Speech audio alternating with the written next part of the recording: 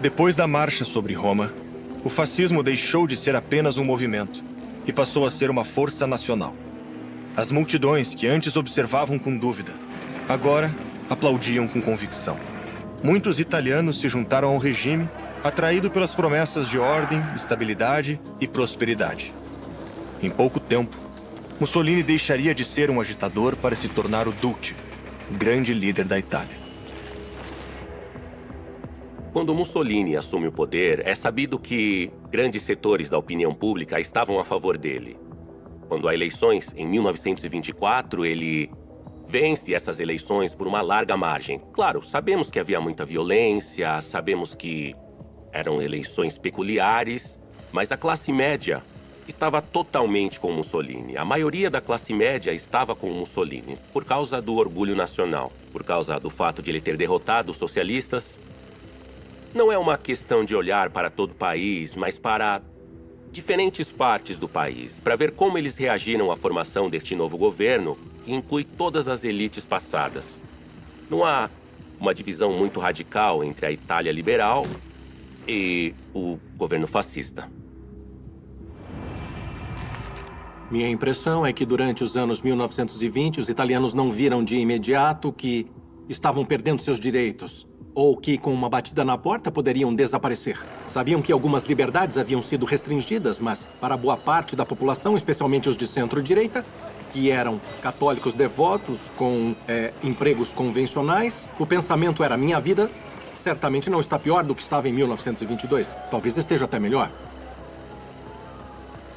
Mussolini não era meramente um belicista fascista.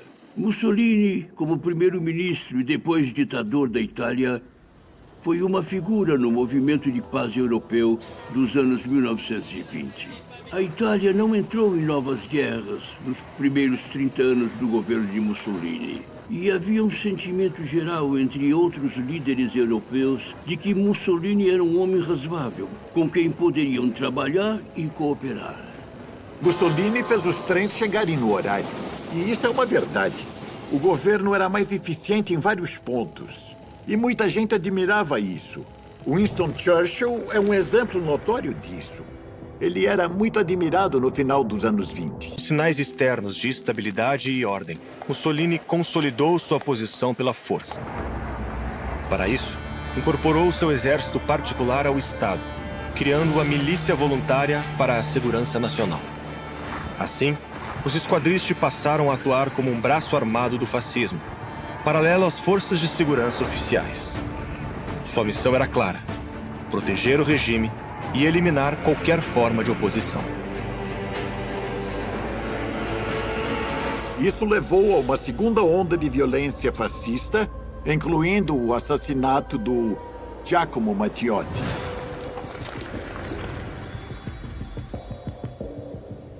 Giacomo Matteotti, um dos principais membros socialistas do parlamento, um socialista muito moderado e rico. Alguns capangas fascistas o sequestraram nas ruas de Roma, o empurraram para o banco de trás, dirigiram até o campo e o espancaram sem parar. E ele morreu. Não está totalmente claro se sabiam que ele morreria ou se queriam matá-lo, mas o fato é que ele morreu. Isso criou uma enorme crise para o regime. Parecia que o assassinato de Matteotti acabaria com a carreira de Mussolini porque desacreditou muito o fascismo. Mas Mussolini meio que hesitou e pensou em renunciar, mas decidiu resistir. O rei não agiu. A Confederação da Indústria, a maior liga de empresas, estava com medo dos socialistas. E assim, aos poucos, Mussolini sobreviveu à crise. Mas no final de 1924, um deputado fascista foi assassinado por socialistas em setembro de 24. E isso foi usado como uma espécie de compensação pela morte de Matteotti. Mas os fascistas radicais começaram a pressionar Mussolini. Faça alguma coisa, Duce. Não seja covarde. Não foram essas palavras, mas vocês entenderam. Entre os fascistas mais radicais que reagiram à morte de Frederico Florio, estava o rival de Mussolini, Ítalo Balbo.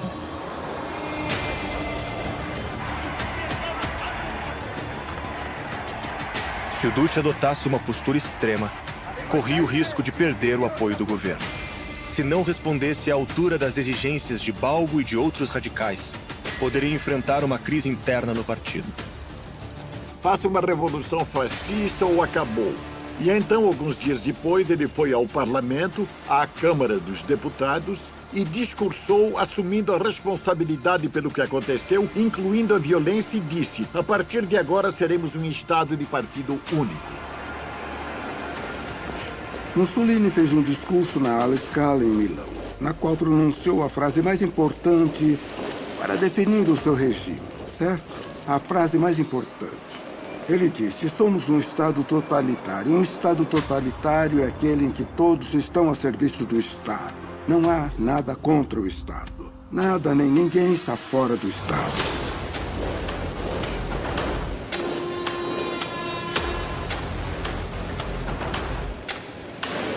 Essa palavra se origina na Itália. Na verdade, foi inventada por um opositor de Mussolini que foi assassinado pelos fascistas, um homem chamado Giovanni Amendola. A ditadura de Mussolini não seria o que se entendia por ditadura no século XIX. Iria ser uma ditadura completa, total. Seria um totalitarismo. 1 ou 2 anos depois, Mussolini gostou dessa ideia. Ele disse: sim, queremos um sistema totalitário. Então, ele escolheu um indivíduo bastante conservador para ser ministro do interior, para eliminar os socialistas, eliminar os opositores, como os católicos contrários ao regime.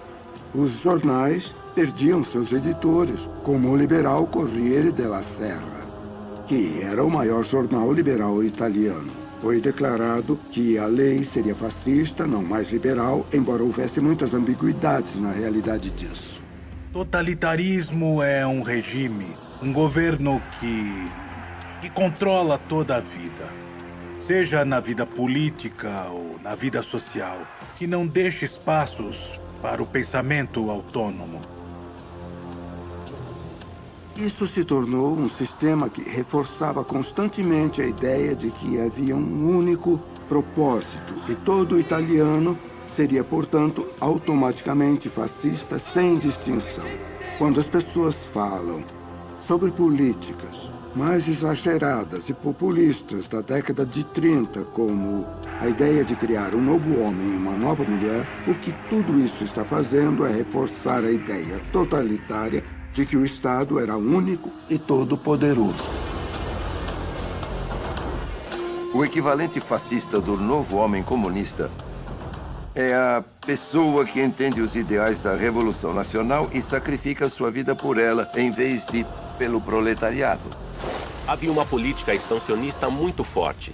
E, portanto, era necessário criar o homem novo, que era um guerreiro que ia conquistar o Império Italiano. Porque, tendo estudado brevemente a experiência de como os comunistas chegaram ao poder na Rússia, os fascistas compreenderam que o fator da propaganda era extremamente importante para a política no início do século XX. Então, eles tentaram combater isso não apenas nas ruas, mas também intelectualmente e através da própria propaganda, a propaganda fascista.